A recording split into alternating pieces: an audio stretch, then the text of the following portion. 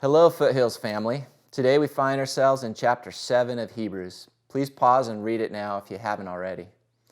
The last chapter ended by saying that Jesus is a high priest according to the order of Melchizedek, a somewhat obscure and ancient figure. So who was Melchizedek? Let's look at verse 1 of this chapter. It says, "For this Melchizedek, king of Salem, priest of the Most High God, who met Abraham as he was returning from the slaughter of the kings, and blessed him, to whom also Abraham apportioned a tenth part of all the spoils." So in the days of Abraham, according to Genesis chapter 14, the people of Canaan were subject to a foreign king from the east who expected regular tributes to be paid him. Well, after some years, they didn't like it. They rebelled against the will of this king, and he, along with 3 other kings of the east, came against them. So the coalition of Canaanite kings and their forces were overpowered, and Canaan was plundered.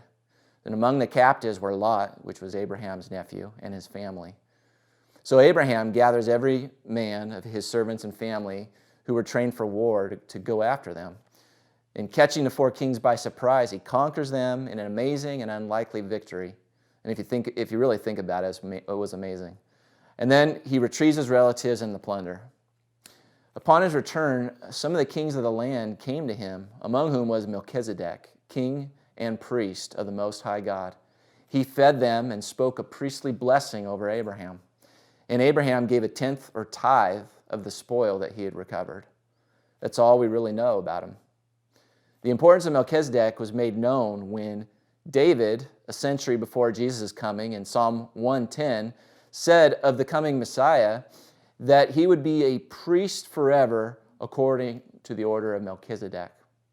Here, David prophesied that one of his descendants would be a king and a priest who would conquer the nations. So the expectation was given that Messiah would be a priest of a different type than those of their day, one comparable to and modeled after Melchizedek. Provided here in our chapter is an explanation of how Jesus was a high priest like Melchizedek, and therefore superior by far to the Levitical priesthood of the Old Covenant. Jesus, like Melchizedek, functions as both king and priest of the God Most High, making him unique because under Old Covenant, the royal and priestly lines did not cross. You could be one or the other, but not both. But Jesus is both. He's Lord of all and mediator between God and man. Melchizedek, whose name translates King of Righteousness, was king of Salem, which was the ancient name for Jerusalem, and translates peace. Jesus himself is the King of righteousness and peace. He's defined by those qualities and freely bestows them upon us. We read that Melchizedek was without genealogy. In a book where genealogies were included for nearly everyone introduced, Genesis is silent, and we know nothing about Melchizedek's origin. We're told nothing about his father or mother, sons or daughters, or birth or death. And this silence enables him to be a foreshadow of Christ in this additional way. Melchizedek pointed to Jesus Christ, one of whom it said has no beginning and no end. Jesus, as it says, is one who lives on. Quoting Psalm 110, the writer also points out, in contrast to the Levitical priests, that Jesus was appointed with a divine oath that he would be priest forever. In contrast to the long succession of Levitical high priests, Jesus would need no successor. As proof Melchizedek held a position greater than Abraham, the writer directs our attention to the facts that Melchizedek gave Abraham a priestly blessing, and in turn Abraham paid a tithe to Melchizedek.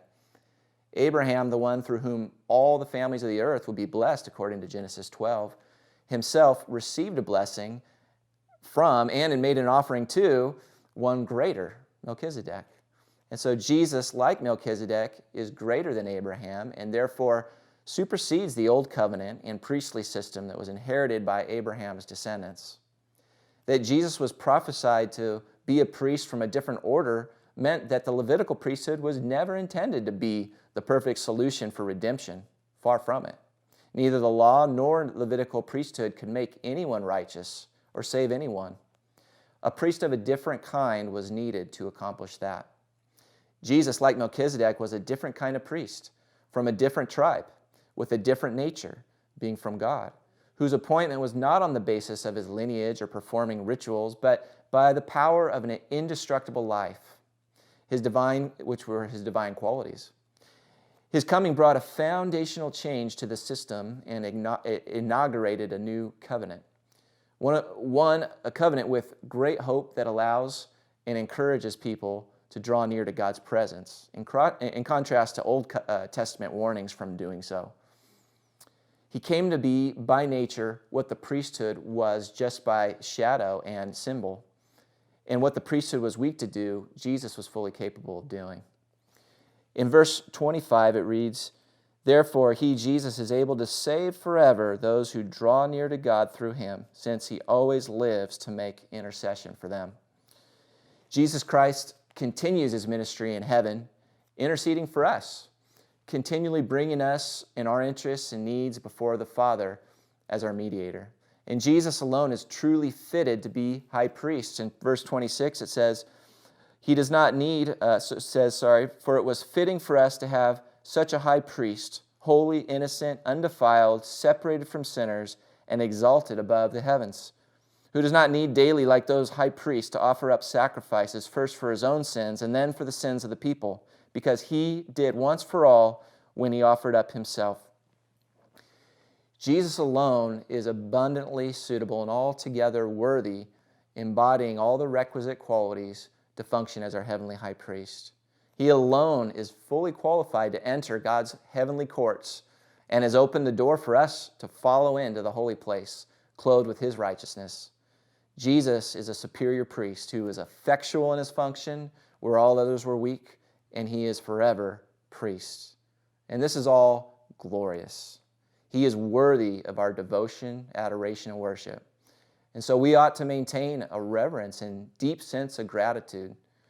We ought to daily count our blessings as those who are under such a mediator. We ought to glory in God's wisdom and power in making a way for us back into the holy place.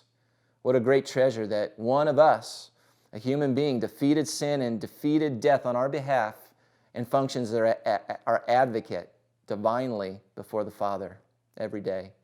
He is worthy not just of thanks, but of exaltation, glory, and honor, and we ought never take that for granted.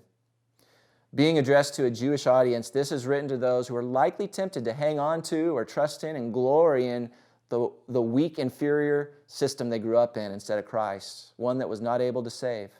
These things, such as the Levitical rituals, had a purpose in their time, but they were blessings from God. They were never meant to be a means of salvation and hope. They were being urged to let go of the old inferior things in order to gain Christ and draw near to him.